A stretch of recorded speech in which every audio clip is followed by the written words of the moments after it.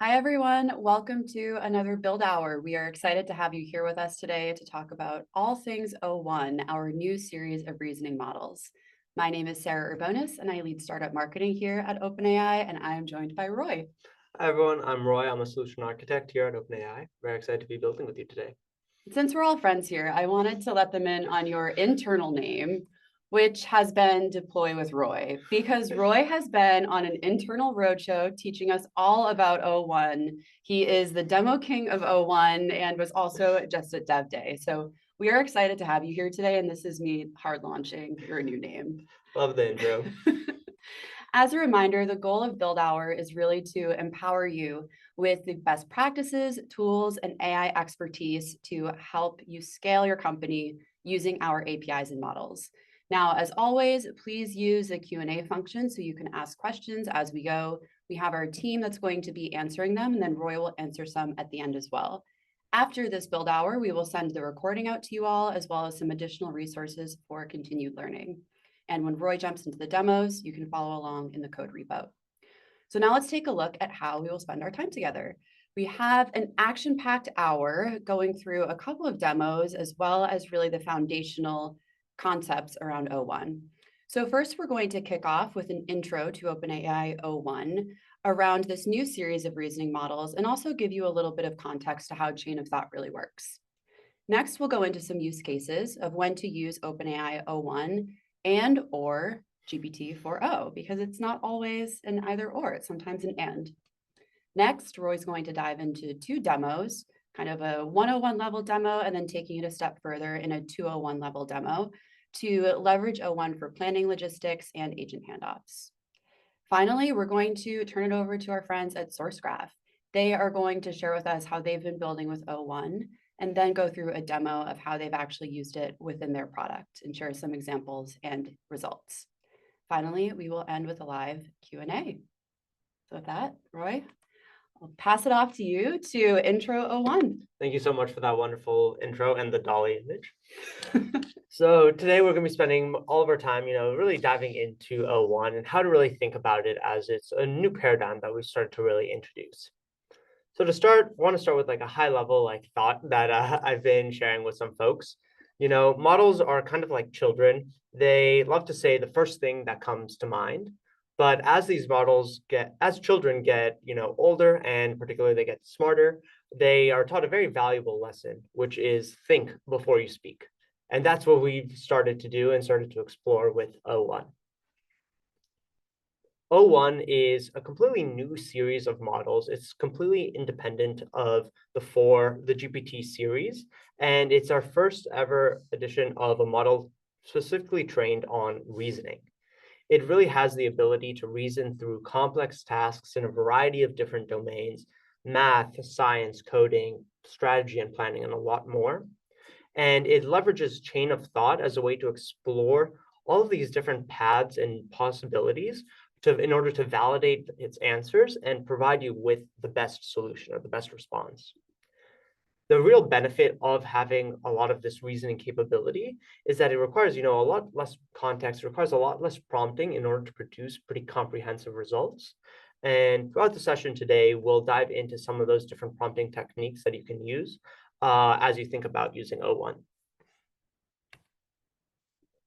So what are the models that we dropped? I'm sure many of you are probably familiar with these at this point, but we launched two models a few weeks ago. The first is O1 Preview. This is a preview version of our largest and most advanced model that has a broad range of general knowledge across a variety of different domains and is really seen as our frontier O-series model. In addition to that, we've also released O1 Mini, which is a distilled version of the model that is focused specifically on math and coding related use cases. You'll notice it's a faster and more efficient and cost-efficient version of the model, and does very well on those very specific niches. The question that we tend to get from a lot of people is, how does the chain of thought work? And what we can share is kind of this high level example that we'd love to show with customers. And if you're not able to read through all of this, don't worry. This is in our blog post when we launched O1. So you'll be able to look back there and see this example in more detail.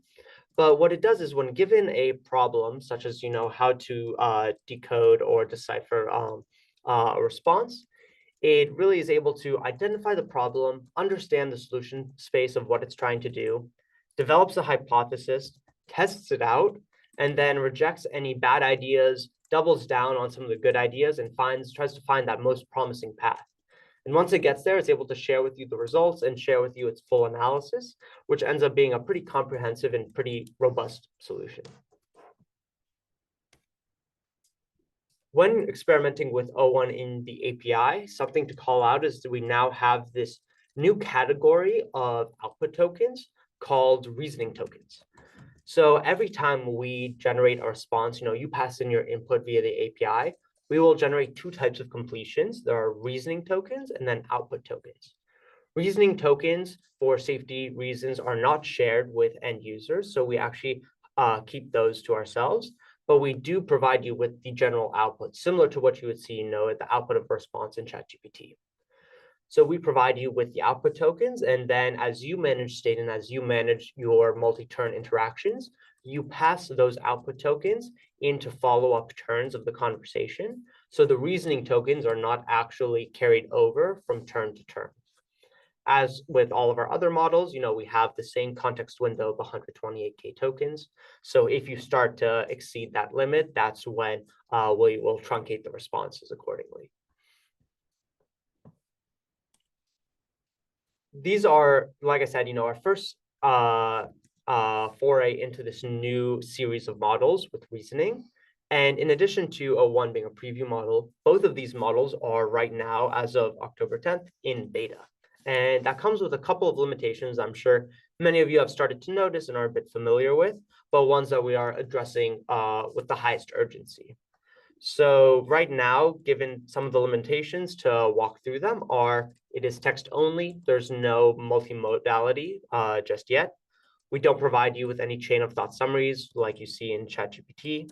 There's no streaming, no function calling or structured outputs, no custom system messages or fine tuning.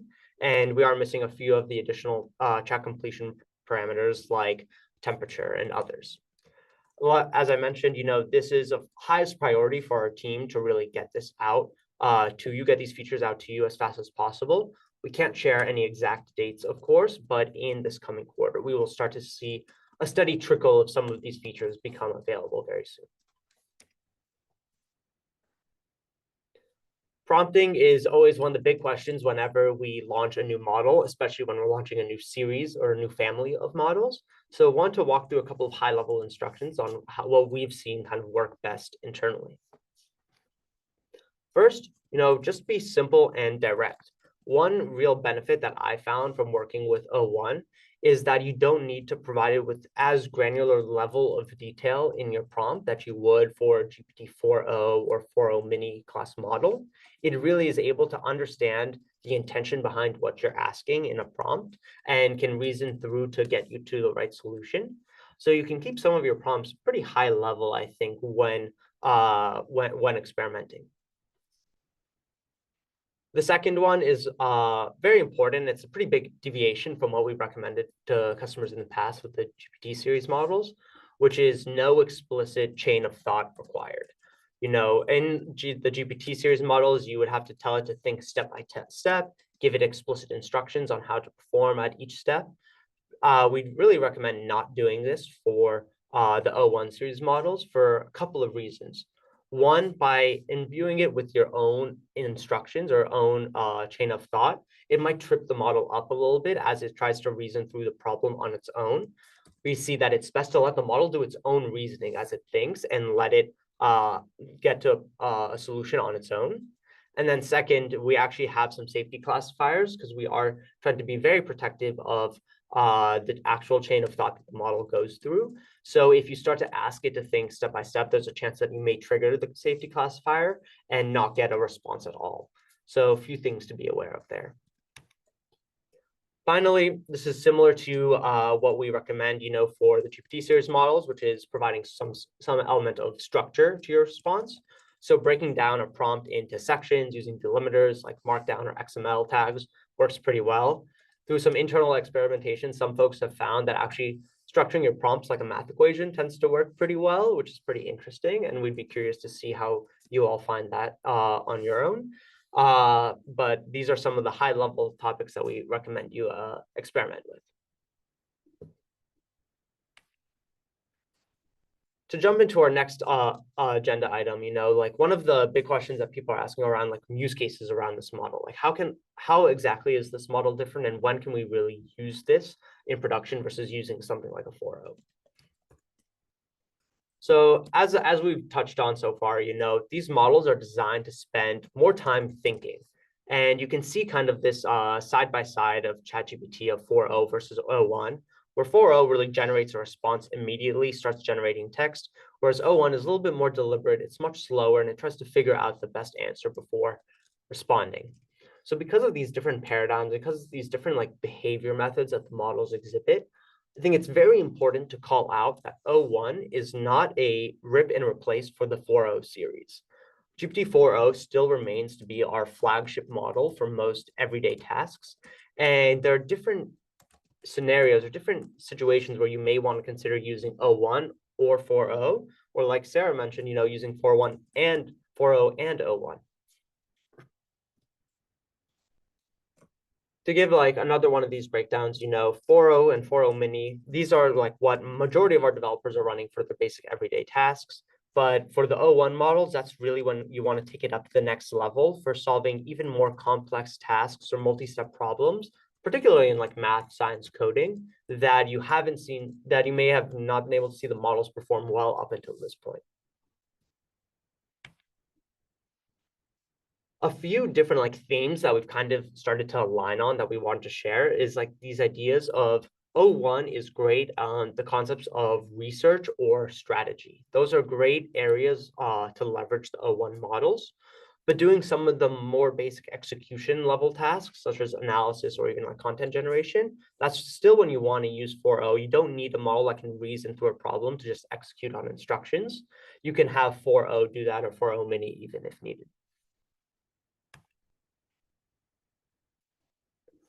Some use cases from early testing, just breaking down those buckets in a little bit more detail. Some of the things to look out for are strategy, research, code, or even learning. So developing things like strategy plans, marketing briefs, thinking through some brainstorming for a particular problem, doing research and like exploring new concepts or rapid prototyping, the model can do very well at. And what I've seen on the coding front, is that it can actually do a lot more with a lot less instruction. So beyond just generating like a simple function or like modifying a small piece of code, it can generate whole new projects from scratch, turn a small script into a full stack React application and do a lot more. With that, I think we're going to dive into the first of our two demos, which is going to be around routine generation and meta prompting.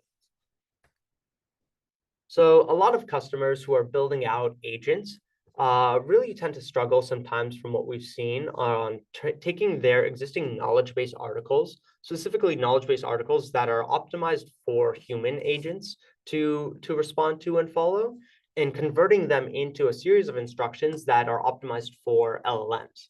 It's a very challenging process, and it takes a lot of iteration and a lot of work to get these articles right. And we found that 0.1 can do a really good job, and what we'll show in a second is converting those knowledge base articles into such a routine designed for LLMs. Once we do that, we will actually then evaluate the performance of the routine that we generated. And then we will iterate on the routine we created using meta prompting with 0.1 to see if we can improve the overall performance of the system. A quick architecture diagram just to give you like a high-level view of what we're trying to do, so it's not as confusing when we walk through the code, is we will start with these knowledge base articles. We will feed it into 0.1 to generate a routine.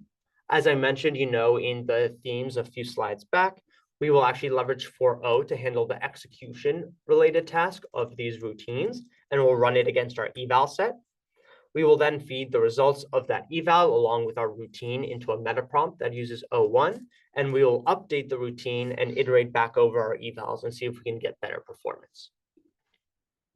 So with that in mind, let's dive into the code and let's walk through this. This should all be in the build hours shared GitHub repo, so feel free to clone it, follow along as we walk through. Something I'll also preface as well is that, as I mentioned throughout the session today, O1 is a bit of a slower model. It takes a little bit more time to reason through and analyze results. So for that reason, I did pre-process a lot of the content in this notebook specifically, and we will walk through the results, but feel free to run it on your own if you'd like after the session. So to start, we'll walk through this policy that we have created. This is a policy that I built that is around flight cancellations and changes. As I mentioned, this is a policy that was created and designed for humans in mind and is meant to show how a human would interact and follow this policy when a customer is writing in, seeking for help. In addition to the policy, we have a set of evals. So this is a set of single turn or multi-turn conversations where we will test essentially, where we will pass in the conversation to 4.0 along with the routine, and we will evaluate the response from the model. We will test the response against our expected function call that we're expecting the function to make, as well as the expected input parameters that need to be fed into that function. So with that in mind, let's dive into the meat of the notebook that we have. So we go through a little bit of just a basic setup process. This is all pretty standard work for setting up your environment, importing a few libraries, setting up your client. We will then import the policy that I just showed, and we'll save that locally. And then here is sort of the meat of our conversion prompt. This is what I am feeding to O1 preview, or sorry, O1 mini, actually, to handle taking the policy that we created and converting it to this LM-based routine. We will have, you have access to this repo, so you have access to this prompt, but I'll also call out that I have a cookbook on our cookbooks website that has a very similar prompt to this, so feel free to check out that resource as well for getting a deeper understanding of routine conversion. But at a high level, digging into this prompt, we basically give it the general instructions that your helpful assistant, you're tasked with converting these external facing help center articles, converting it into this internal facing routine for an LLM. The meat of the instructions here mainly are just around formatting and formatting. So this is kind of what I'm looking for in terms of a good quality routine, but I'm not giving it really any information about what types of functions I want to call or like what the context of the policy is. We keep that all very high level. We don't instruct the model on it. We take, next up, we just have, again, a little bit more structured skeleton code that you can dig through as well. We just feed our conversion prompt along with the policy into O1. We generate the routine and display it. And now we can dig through and kind of analyze the routine a little bit. So what this model does pretty well, and I'm pretty impressed by, so a few of the things I want to call out. It breaks the routine into very discrete step-by-step instructions, confirm the identity, listen, understand the request, handle cancellations, very step-by-step and good for a model like 4.0. It then actually creates its own functions that it decided on its own, such as verify identity, check ticket type, process refund, and defines the parameters to use as inputs for these functions. We're able to scroll through this and we see, again, main thing that I want to highlight is this idea of bringing it down to very discrete steps, which is great for a smaller model like 4.0 or 4.0 mini. Next up, we will go through and we'll actually evaluate the overall accuracy of the system and see how it performs against our eval set. So what I do here is I generate essentially an agent response where very high level prompt that you're a customer service agent, you're handling airline related issues. Below is your policy that you need to follow, and we hand over the routine that we just created. This is a little bit more skeleton code, but you can dig into this on your own if you'd like as well. I'm essentially just iterating over the eval set in parallel so that it can run a little bit faster, make the eval set a little bit more efficient. And then we can take a look at our results. And so on our first pass, without any instruction about what types of functions that we wanted it to make, or any details there, we see that we got an accuracy of about 70% at a high level. The columns that we're looking at here are the expected function and the expected inputs. This is coming from the CSV, as well as the actual function versus actual inputs that the model generated when going through the routine. Next, we check just to see, is the response correct? Is there a match? And whether or not the system maybe generated a message alongside the function call. This does pretty well. I'd say 70% on an eval like this with no instruction is really impressive for a model like O1. But clearly 70% is probably not something you'd be willing to go to production with, and you want to see it perform a little bit better before actually throwing this out into the world. So what we'll do next is we'll actually go into meta prompting. Meta prompting is this idea, if you're not familiar, of using our LLMs like O1 to improve the quality of the prompt based on any sort of eval or reference set that you might use. So what we do is we essentially have a function here where we pass it some information into O1. I'll dive into the messages here in a second. One more step that we actually make in this particular loop for the meta prompt is we have another function called enforce schema. What I'm doing here, and because right now we don't have structured outputs as an available option for O1, I'm actually going to chain the output of O1 to a for O call that uses structured outputs so that I can make sure I get the right answer and I don't get any extra fluff before or after the policy that that O1 might generate. We have another great cookbook on this as well that a colleague of mine wrote, and we'll link this to you in the references afterwards. Feel free to take a look at that if you're interested in chaining responses.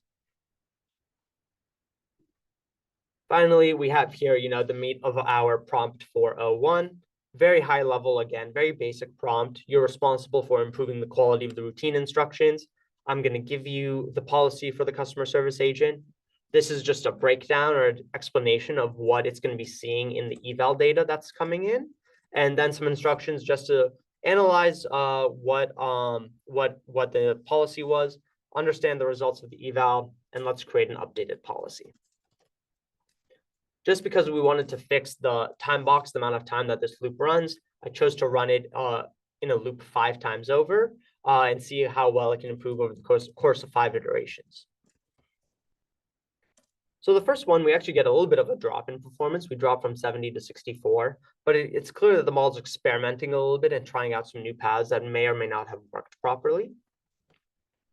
We see, in addition to the results, we see the policy that's generated, and we can dive into that in a little bit more detail on our own. But then on the second pass, we actually get to 100%. We're able to very quickly figure out what are the failures or the trends and failures and update those accordingly. We go through, just because the loop is fixed and we didn't set it against any benchmark goal, it keeps iterating, keeps experimenting. We drop a little to 82, and then we get back up to 100%. So we can see that in a very short amount of time, a very short number of iterations, we're able to get pretty high accuracy here with this eval, and that's pretty impressive for the model. One thing that I wanted to call out as well is this idea of distilling down to smaller models. So one challenge that we typically see customers run into is whenever we release a new snapshot of a model, like we release a new version of 4.0 or 4.0 mini, there's often a little bit of work required to reprompt the model to behave the exact way that you want it to. So in those situations, O1 can do really well here in handling that work for you so that you can constantly stay up to date with the most advanced model. In this situation, I do the exact same thing that we just walked through. The only difference to call out is we're actually going to feed now the agent that's going to be responding is going to be GPT 3.5. In reality, you would never use this model because 4.0 mini is a more intelligent and cheaper version. But just to show you how we can swap models pretty fast, we see that we can get a pretty high accuracy pretty quickly at 94%. And then after a few iterations, we kind of still hover at this state before getting to 100. So overall, it's able to get that pretty high accuracy pretty quickly when we cut over to a new model.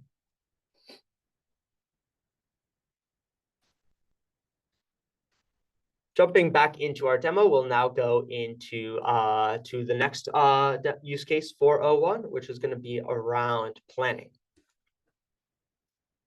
So in this situation, we're going to actually take it out of the notebook and kind of go into like a real world use case that you might have or you might experience in your day-to-day. So here we're going to imagine that we're part of a logistics company managing a variety of like incoming and outgoing orders. Lots of chaos, lots of different like possibilities that can happen for any given day. But what we want to do is we want to build a reasoning agent that can generate a plan based on any scenario really that we throw at it. And after we generate that plan, we'll hand it off to a smaller, more focused agent like 4.0 that can actually execute the plan and see how it performs. At a high level, just to show you the starting architecture here for what we have. So we will take in our scenario. We will generate the plan using O1 preview, and then we will pass that plan off to GPT 4.0 to execute on. So here we have our UI. This is going to be our logistics planner, where we have here at the top, we have our scenario. And what I'm going to do is I'm going to paste in a pretty basic scenario. Basically just going to say we received a shipment of new orders. Generate a plan that handles all of the awaiting orders and determines the best policy to fulfill them. I give some high-level instructions on checking inventory, getting quotes from suppliers, a few other things that I'm interested in. And I also tell it how I wanted to prioritize possible orders and like handle any backlog items. So what we're going to do is we're going to generate the plan. This is now generating the plan in real time. Given some of our latency constraints, we're going to use O1 actually for generating the plan, and O1 mini, sorry, for generating the plan. On the left-hand side, we have the plan that we generated that we'll walk through in a second. And then on the right, we have the execution stream of the actual plan that's being used by 4.0. Don't worry if you missed the execution stream. We'll walk into both of those in a second in a bit more detail. So first we see in terms of order fulfillment, first thing we do is we're checking for new orders. We call this fetch orders function. We iterate through the orders to get some order details, understand what components might be needed for a particular order. We check our inventory, we allocate stock, we update inventory accordingly. And then we check what our production capacity is, schedule any production runs in case we need more capacity or more units of product. And then we finish off by sending an update to any of our customers and complete the instructions. So let's walk through and let's see how the model actually did and how it performed. So the first thing we do is we call fetch new orders, and we see we have 200 units of this X200 product that has just been ordered. First thing we'll do is we'll call get inventory status, and we see that we actually only have 50 units of this available. So we have a gap of about 150 units that we need to close somehow. First thing we do, because we want to prioritize, the customer as much as possible, we're going to allocate these 50 units that we have available to that order, and we'll update our order inventory. We'll check our production capacity, and we see we have the capacity to produce 100 new units immediately. So that could get us to 150 total. So we're going to schedule that production run, and we're going to get 100 new units coming in. That still doesn't cover us all the way. We still need more capacity to come in. So the next step the model is going to go through is it's going to check our available suppliers. And we see that we're going to check our available suppliers, and we're also going to check, the product details to see what kind of components are necessary for this particular product. We see that the X200 has this one component X200 required for being built. So we'll check our supplier info, and we see that they have actually 500 units of this component available. So we'll go through, we'll place a purchase order for another 50, since that's the gap that we have remaining. And then we'll actually send an order update to the customer, letting them know that we're processing the order as fast as we can, the order's backlog, and we'll notify them once it's shipped. So overall, I think that does pretty well. It's able to reason through some of the difficult challenges of the difficult scenarios that they're facing at a given time. We had to navigate this tricky path of like, we didn't have enough capacity, but we also didn't have enough capacity to produce more. So we had to go back to the supplier and get more product. And it really is able to handle this with a pretty robust plan that O1 was able to generate. So with that in mind, let's kind of dig into the code a little bit and see how this is working under the hood. So what we have here is, and you'll see this when you explore the code in our repo. Like I said, this is also up in our repository as well. We'll focus mainly on two files for this code. The first is, this is our function definitions file. So this is all of the tools that we equipped 4.0 with to leverage when executing the plan. One of them, just to dive into the first one that we have here, is this get inventory status. It retrieves the current inventory of any given product. Its property is the product ID, and you can see the rest of the setup here, similar to how you do any tool calls. What we do in our app is we start with a little bit of context. This is context that I did not provide O1 or 4.0 with, but this is essentially like acting as our database of orders that are coming in, or inventory and everything. So the functions that we defined in the previous script will actually leverage this information when they're called. Now here we can dive into the meat of our O1 prompt. This is probably where we get a lot of the value. We give it context that it's a supply chain management assistant. It's going to receive a scenario with a complex task, and they need to create the detailed plan that can process any orders that are coming in. Because in this scenario, as opposed to our first demo, we know what functions and tools we have available, because in a production system, right, you would have most of these APIs already built out, or most of these tools already created. So we can feed that to O1 this time as context, essentially, and tell the model these are some of the tools that you can leverage in your plan. We give it some of these high-level instructions similar to what we showed in the previous prompt, mainly around formatting that we wanted to be aware of. And then finally, we dive into the 4.0 system prompt. This is also very high level, but we actually give it some of that COT instructions that we don't give O1. Here we tell it, it's a helpful assistant. It's responsible for handling the policy on incoming orders.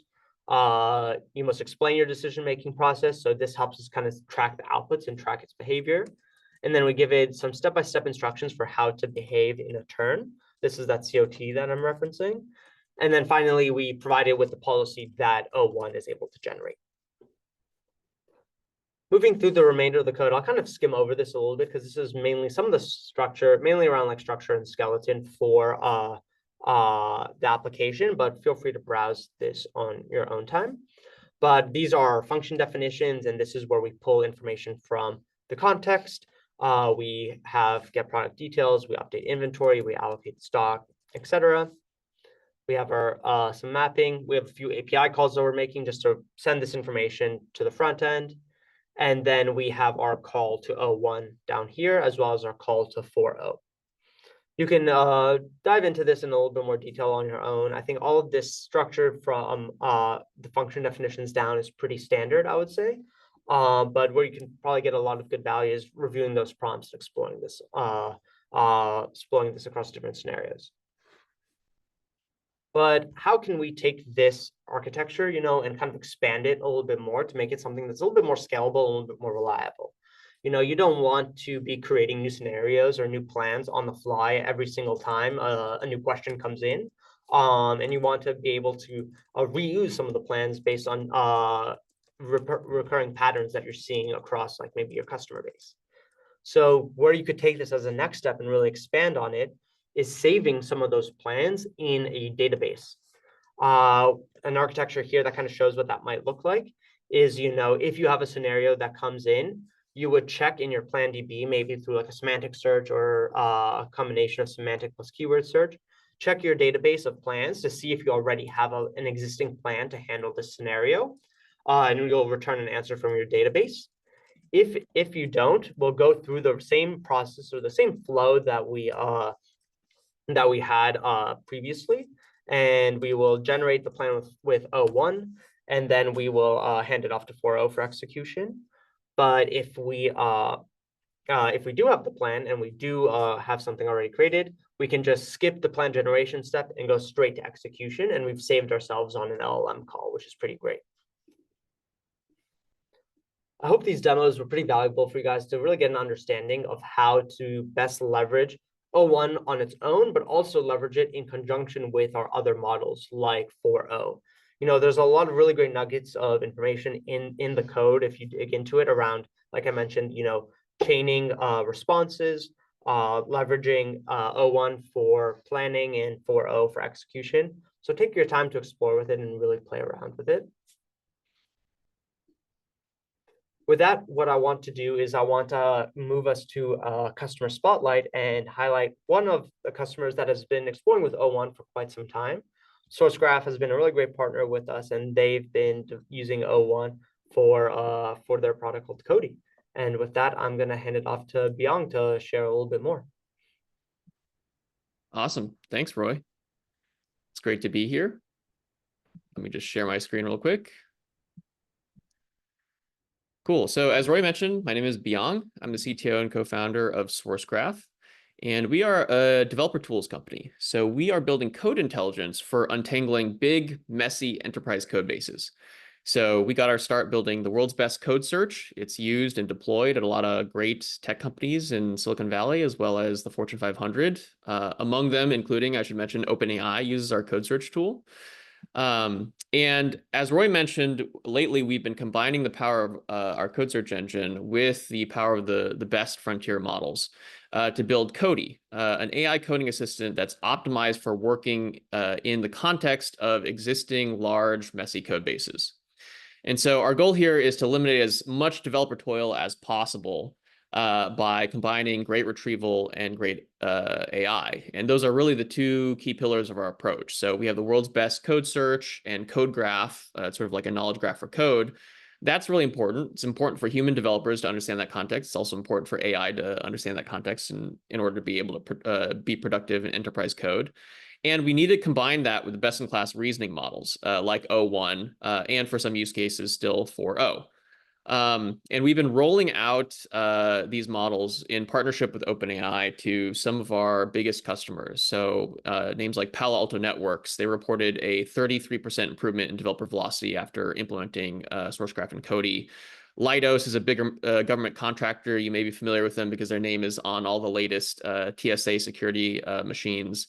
They reported a 75% reduction in time spent answering questions after deploying Cody, and a 50% reduction in time spent just trying to read and understand and grok legacy code. And so we've been seeing some really good results, and it's really awesome to be able to partner with folks like OpenAI on kind of like the application of their latest models to the domain of coding. But that's enough of me talking to you and telling you how we're using O1 and 4.0 in large enterprise code bases. Let me actually show you an example use case of how this might go for a developer that's working in the context of a large messy code base. So I think every developer who's worked in a production code base before has had the difficult experience of onboarding to a new section of that code. So today we're actually going to go onboard to the Cody code itself. So I have the Cody repository, the thing that I just told you about. The source code is right here. And we're going to go and, doing it live, add a new update to the context retrieval and ranking logic inside Cody. The thing that I just told you is really important, the ranking and the fetching of the context. Let's just go update that live. So if I'm a new developer, the first thing I want to do is orient myself to the relevant files to my task. So one of the things I might ask here is what are even the files that I should be looking at? Because I don't know that necessarily. So let me just type in my question. What class is responsible for retrieving or fetching context from the broader code base? And notice here I tagged this @Cody chip to tell it to fetch context from the entire repository. I also have the choice of models. So I could use O1 Mini for this, but I'm actually going to use 4.0 because this is a relatively shallow question, doesn't require a lot of reasoning. I just want a quick and dirty answer. to what I'm looking for. So you see it fetched some context from the code, and it pointed me at this context retriever class. So I'm going to dive into this. And now that I'm actually looking at this class, next thing I might ask is, describe how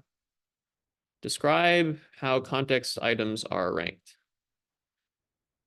And this is actually a use case where I do want to show off O1 coming in handy. So when I ask for O, I get a very quick and high-level answer. This is great for kind of like a quick at-a-glance overview. But one of the things I might be interested in doing is really diving more deeply into this into this class.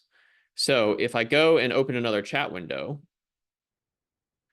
and paste the same question here, we'll see what kind of answer we get with O1 Mini.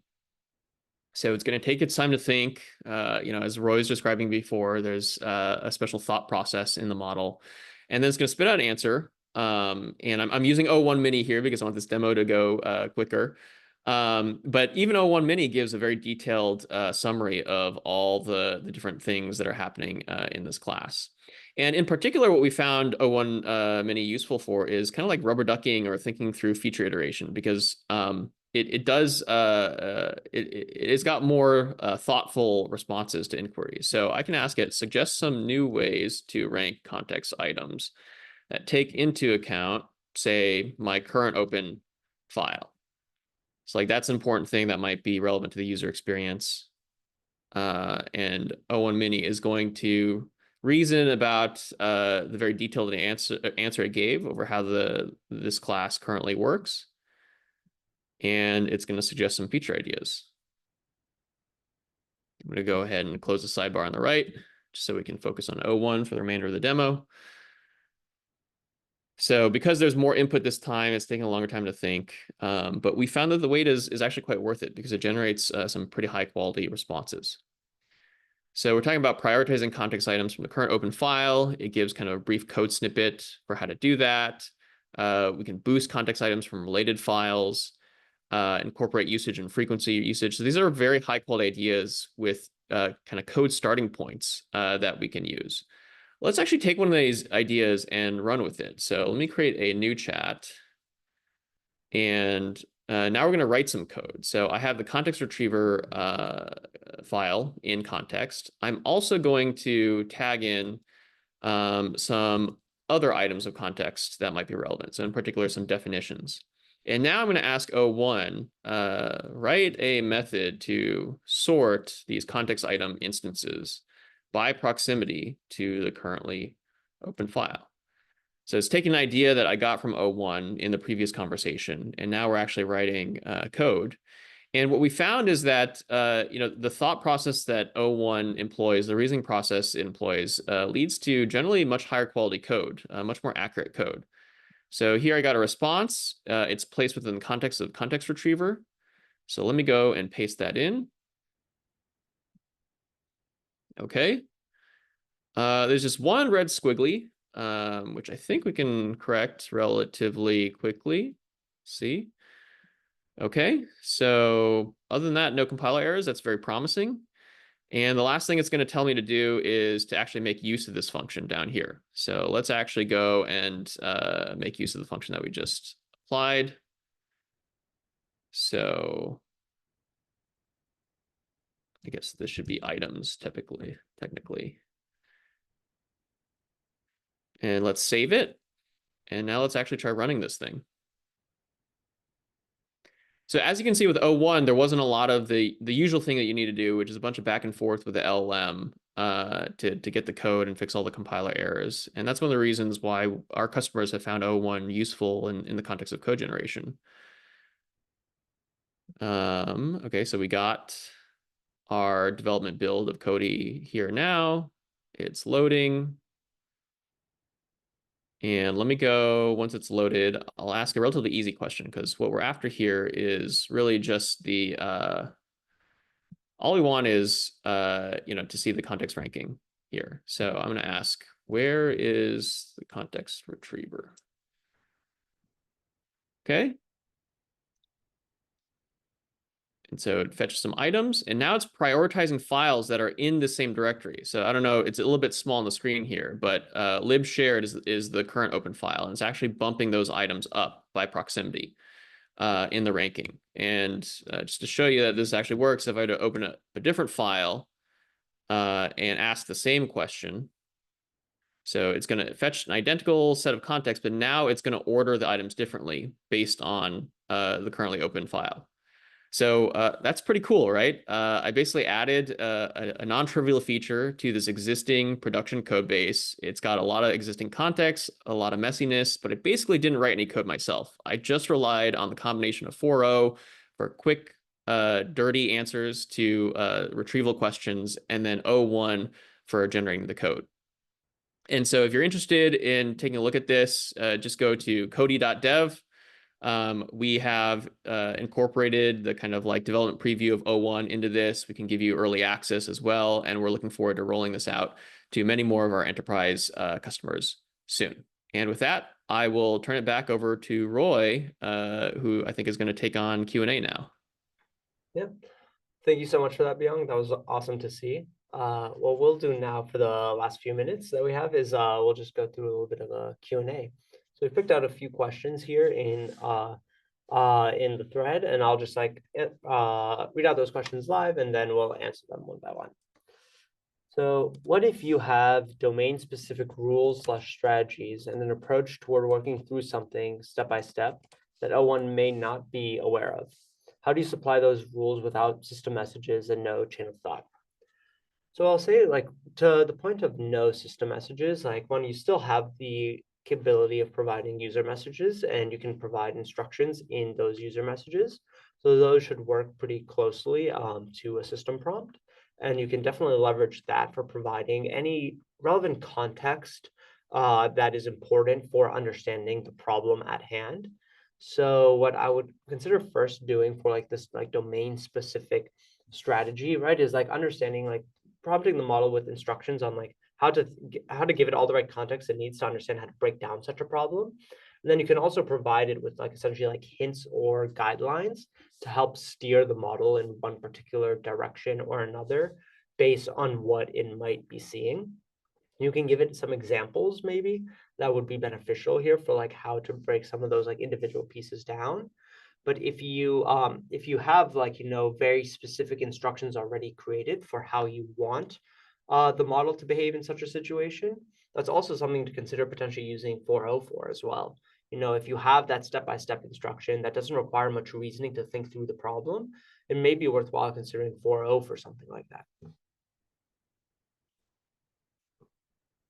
The next question we have is, if token count is not entirely based on input tokens, what is the best way to estimate the overall tokens consumed for reasoning task? I think that's a pretty good question, something we're still trying to figure out the best approach for to give you a good estimate on.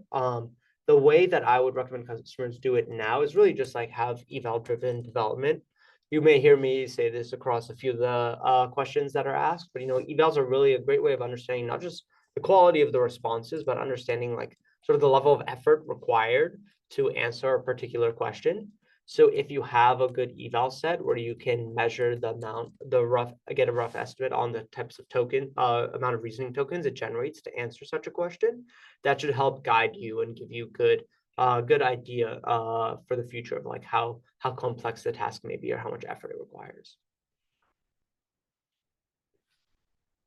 Next up, in terms of performance, would you recommend we try to aim for 100% accuracy or try to avoid overfitting and getting a slightly lower score? I think that's a pretty good question, especially as how it relates, you know, to that first demo I showed. I think when you are evaluating the performance of the model, there's like a few different things to consider, a few different ways you can kind of break down the problem.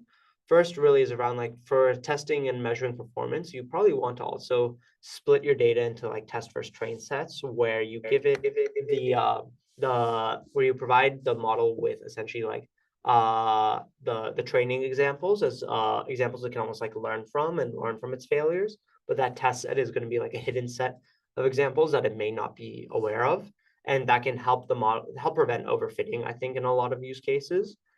In addition to that, beyond just like preventing this problem of overfitting, something that's also very important to call out, I think, like as you are working through building out a solution, putting it into production, is like deciding for yourself really what is that accuracy benchmark that you're looking for, and like what is the level of accuracy or like level of risk that you're willing to accept for such a system.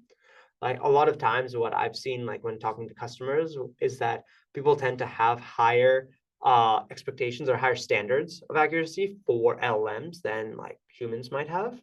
And that makes it very challenging sometimes to meet those demands. So really getting crisp and getting a firm understanding of like how accurate are like any existing systems that you have today, what is like the level of accuracy there, is the model matching that good enough, or is the system right now not good that you need a better solution in production, and deciding that completely independently of how you are seeing the evals perform. Because if you have that idea in mind and then you go through the process of creating your evals and seeing the results, you'll then be able to see whether or not the model is performing up to standard. I think that's kind of how I would break it down and how I would think about it. The next question is, can you kindly address the rationale for withholding reasoning tokens from the end user? 2 points of concern. A is inability to ineffectively audit the model for biases, and B, limited explainability on how conclusions are being drawn. I think that's like a pretty understandable, very valid concern. Of course, like right now, given that this is in preview, this is a beta, we are very restrictive, I think, on some of the chain of thought details, and it is something we need to be very cautious of as we are starting to roll this model out to the world. Something that we've seen some customers like during early testing experiment with that I think has worked decently well and can provide more akin to like that a high level summary that you might see in ChatGPT, is prompting the model also to like have a sort of like scratch pad where it can like write down some of its thoughts. So to be clear, this is different from like chain of thought, like giving it step-by-step instructions, but saying like maybe like output your response in a certain format that has like a scratch pad over here where you can put down some of your thoughts, and then the correct answer down here. And then you can also chain that with 4.0 to get like a structured format until we have structured outputs available. But the benefit of the scratch pad approach is that it will kind of start to put some of its thoughts down as to like how it's thinking through the problem. And what we've seen is this is pretty akin to like that high level summary that you see in ChatGPT, of those like high level like kind of bullet notes. And that can kind of give you some of an idea or like some sort of intuition or clue into like how the model is performing or what it's thinking through. But kind of similar to like what we've discussed earlier, like really like the idea, the main goal here should not be to, I think, like evaluate the reasoning or evaluate like the model's like internal like thoughts, but rather you want to be evaluating right the answers, and you want to evaluate that against, measure that against your eval set to see how it's performing and where those failures are. And those practices of evals that you may have been building out for 4.0 still apply to 0.1 in the exact same capacity. And so I'd recommend like leveraging that same kind of pattern.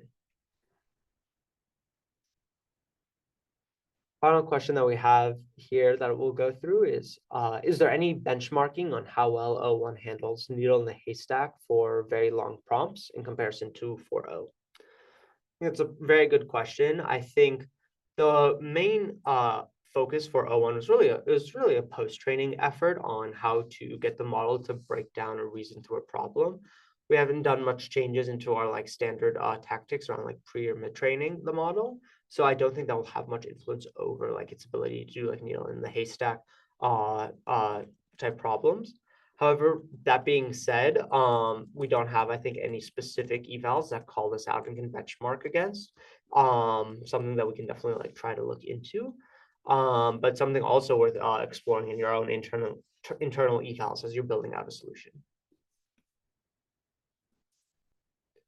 So want to thank you all for spending this hour with us here at Build Hours. I hope that you got a lot of value out of understanding how to use 0.1. And with that, I'll pass it back over to you, Sarah. Deploy with Roy, deploy with Roy.